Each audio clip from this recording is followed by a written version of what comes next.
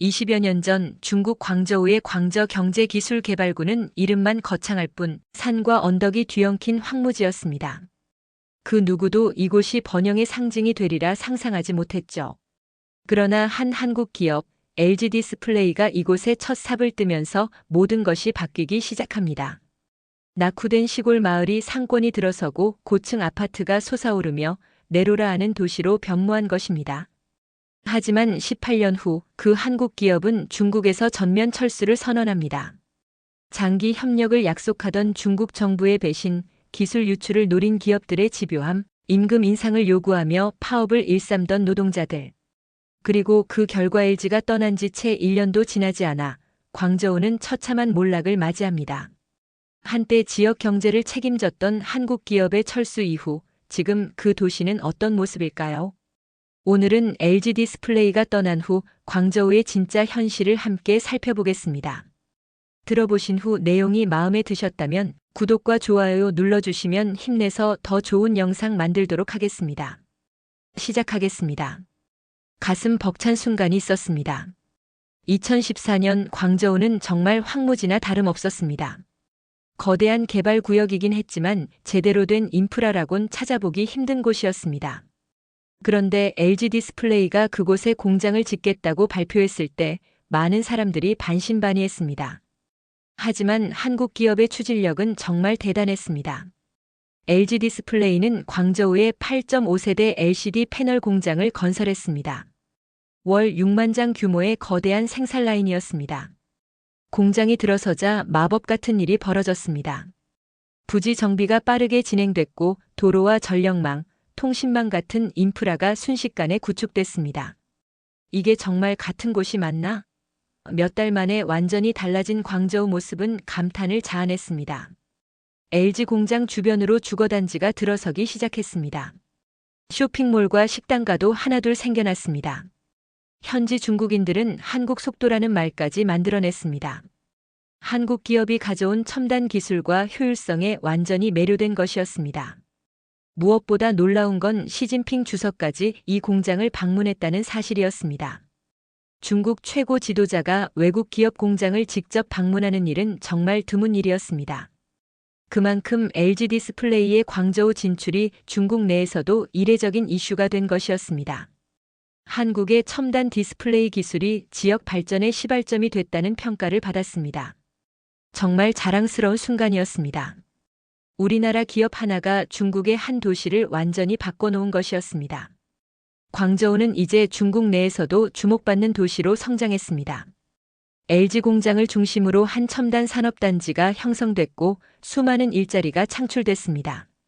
한국 기업의 기술력이 이런 기적을 만들어낸다는 걸 직접 목격한 순간이었습니다. 하지만 행복한 시간은 그리 오래 가지 않았습니다. 2020년대 들어 서서히 이상한 조짐들이 보이기 시작했습니다. 중국의 대형 디스플레이 업체들이 갑자기 LG와 비슷한 기술력을 선보이기 시작한 것입니다. 처음엔 중국도 기술이 많이 발전했구나 정도로 생각했습니다. 그런데 2021년 충격적인 사실이 밝혀졌습니다. LG 디스플레이의 전 직원들이 중국 광저우 공장의 핵심 기술 자료와 설계 도면을 유출했다는 것이었습니다.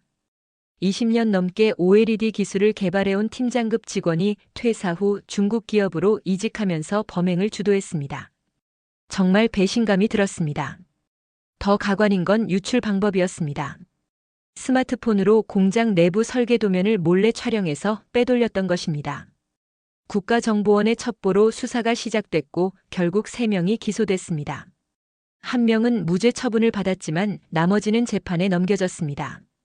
우리나라 기술이 그만큼 뛰어나서 중국 기업들이 눈독을 들인 것이겠지만 정말 씁쓸했습니다. 사건이 터진 후 중국 내 분위기도 미묘하게 변하기 시작했습니다. CSOT 같은 중국 기업들이 유출된 기술을 바탕으로 저가 공세를 펼치기 시작한 것입니다. LCD 시장에서 가격 경쟁이 치열해졌습니다. 예전에는 한국 기술에 고개를 숙였던 현지 정부와 기업들의 태도도 달라졌습니다. 이제 우리도 할 수 있다는 자신감이 생긴 것이었습니다. 하지만 많은 사람들이 속으로 생각했습니다. 기술을 훔쳐서 얻은 자신감이 얼마나 갈까? 진정한 기술력은 하루아침에 만들어지는 게 아닙니다. 수십 년간 쌓아온 노하우와 연구개발 역량, 그리고 끊임없는 혁신 의지가 있어야 가능한 일이었습니다.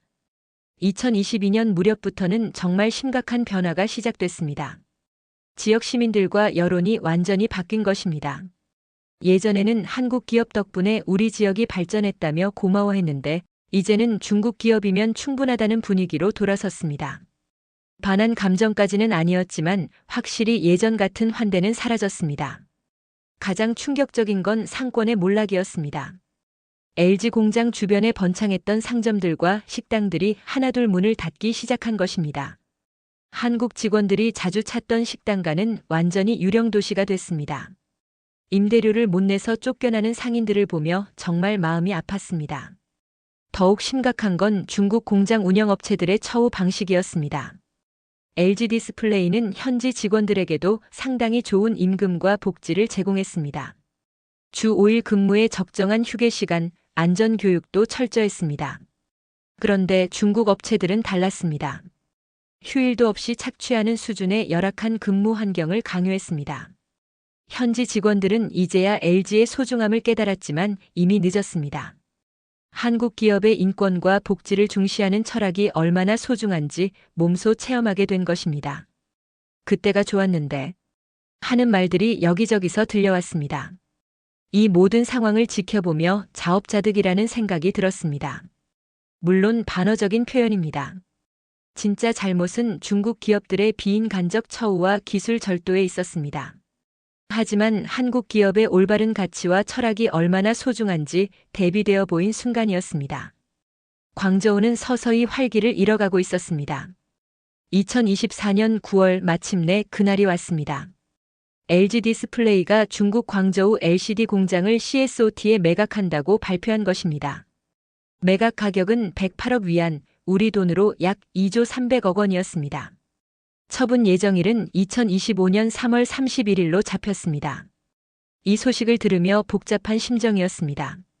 한편으로는 아쉬웠지만 다른 한편으로는 LG의 현명한 판단이라고 생각했습니다. 더 이상 중국에서 LCD 사업을 지속하는 건 수익성 면에서 의미가 없어졌습니다. 중국 업체들의 저가 공세로 시장이 완전히 망가진 상태였습니다. 정말 놀라운 건 LG 디스플레이의 다음 행보였습니다. 이 회사는 매각으로 확보한 2조 원의 자금을 OLED 사업에 재투자하기로 결정한 것입니다. LCD 시대는 끝났다. 이제는 OLED다. 완전히 새로운 패러다임으로의 전환을 선언한 셈이었습니다. 그리고 놀랍게도 흑자 전환을 달성했습니다. OLED TV 패널 시장에서 두 자릿수 성장을 기록하며 선도 기술에 도달한 것입니다. 4000니트의 밝기를 구현하는 고성능 OLED 패널, AI 4세대 TV 기술 개발까지 정말 혁신적인 성과들이 쏟아져 나왔습니다. 이 모든 과정을 지켜보며 감탄하지 않을 수 없었습니다. 이게 바로 한국 기업의 현명함이구나. LCD에 매달려 있었다면 중국 업체들과의 소모적인 가격 경쟁에 휘말렸을 텐데 과감하게 다음 세대 기술로 도약한 것입니다. OLED 분야에서는 여전히 LG 디스플레이가 독보적인 기술 리더십을 유지하고 있었습니다. 한국 기업의 전략적 사고와 혁신 능력이 얼마나 뛰어난지 보여준 완벽한 사례였습니다. 위기를 기회로 바꾸는 저력, 그것이 바로 우리의 경쟁력이었습니다. 현대자동차의 이야기도 LG 디스플레이 못지않게 인상 깊었습니다.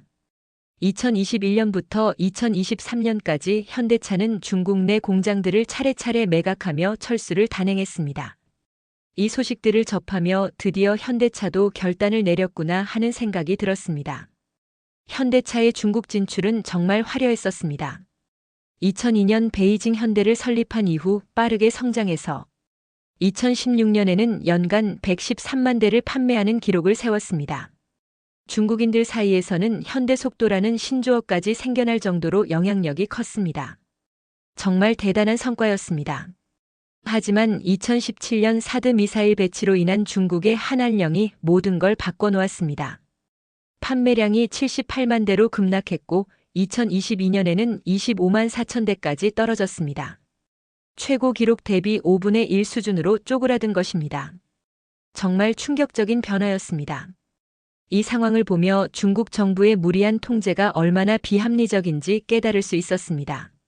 사드는 북한의 위협에 대응하기 위한 방어시설인데 이를 빌미로 한국 기업을 탄압한 것입니다. 외교적 갈등을 경제 보복으로 푸는 것은 정말 성숙하지 못한 처사였습니다. 하지만 현대차의 대응은 정말 현명했습니다. 중국에서의 철수를 결정하고 그 에너지를 미국과 남미, 동남아시아 시장 확대에 집중한 것입니다. 실제로 중국 이탈 후 다른 지역에서의 판매는 오히려 호조를 보였습니다. 브랜드 가치도 상승했습니다.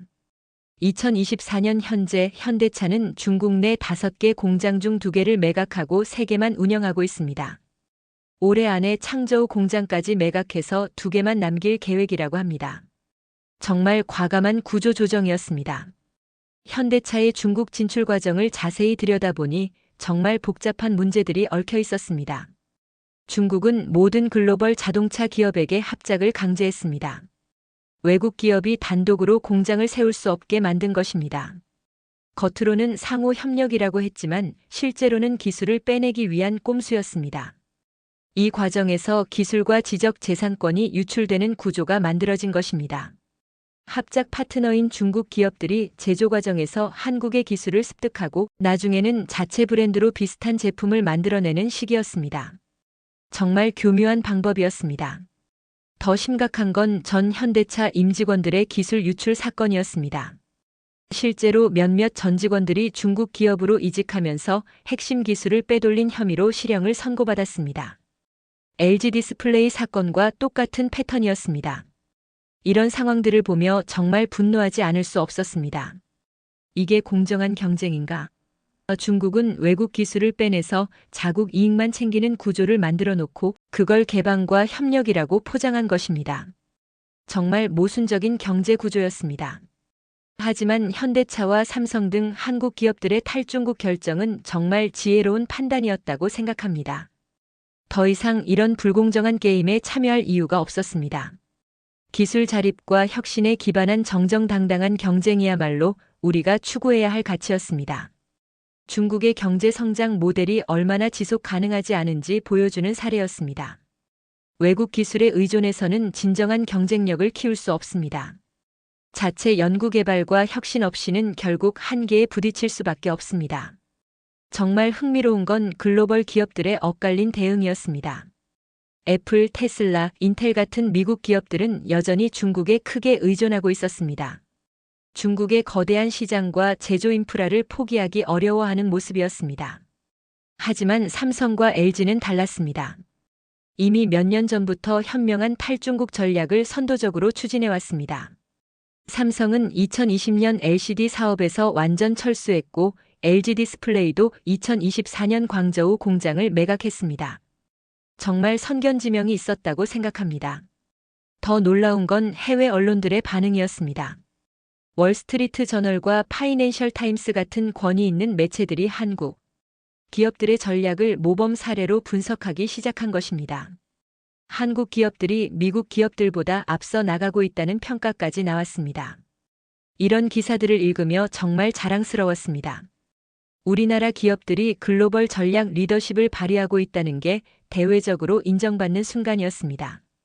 미국 기업들도 따라야 하는 모델이 된 것입니다. 이런 변화는 중국에게도 딜레마를 안겨줬습니다. 외국 기업들이 하나둘 떠나면서 중국 제조업의 한계가 드러나기 시작한 것입니다. 아무리 기술을 훔쳐도 진정한 혁신 역량은 쉽게 따라잡을 수 없었습니다. 특히 반도체, 디스플레이, 자동차 같은 고부가 가치 산업에서는 여전히 한국과 미국, 일본의 기술력이 압도적이었습니다. 중국이 아무리 굴기를 외쳐도 핵심 기술에서는 여전히 의존할 수밖에 없는 상황이었습니다. 한국 기업들의 전략적 판단이 얼마나 정확했는지 증명된 순간이었습니다. 이제 마지막 이야기를 해볼까요? 이 모든 과정을 지켜보며 하나의 패턴을 발견할 수 있었습니다. 한국 기업 진입, 현지 발전, 기술 유출, 한국 기업 철수, 도시 몰락. 이런 사이클이 계속 반복되고 있었습니다. 광저우도 마찬가지였습니다. LG 디스플레이가 떠난 후 이 도시는 예전의 활기를 완전히 잃었습니다. 첨단 기술 기반의 산업 생태계가 무너지면서 지역 경제 전체가 침체에 빠진 것입니다. 기술 유출로 단기간 이득을 본 것 같았지만 결국 더 큰 손실을 본 셈이었습니다. 중국의 내수 침체도 심화되고 있습니다. 외국 기업들이 하나둘 떠나면서 일자리가 줄어들고 기술 혁신도 정체되고 있습니다. 단순히 기술을 훔치는 것만으로는 지속적인 성장을 이룰 수 없다는 게 증명된 것입니다. 반면 한국 기업들은 정말 현명하게 대응했습니다.